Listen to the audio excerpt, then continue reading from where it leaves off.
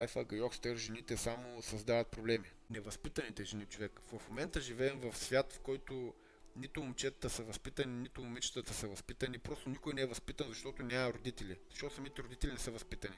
Живеем в путевски времена. Путевски, когато няма мъже, няма възпитание, няма ред, няма дисциплина.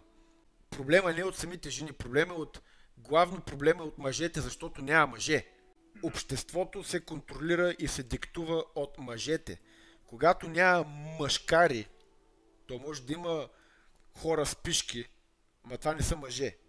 Може пола да им е мъжки, но отвътре просто душата им не е мъжка. Their being не е мъжки. Като няма мъже, истински мъже, няма общество, обществото се руши. И затова сме на този хал.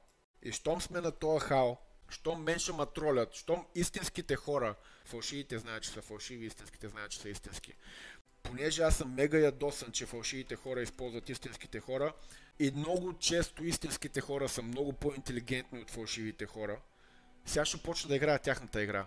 Но когато един интелигентен човек започне да играе манипулативната игра, тогава става брутално. Тогава става брутално. И сега да ви видим колко са ви големи топките. Сега да ви видим колко сте истински. И няма просто.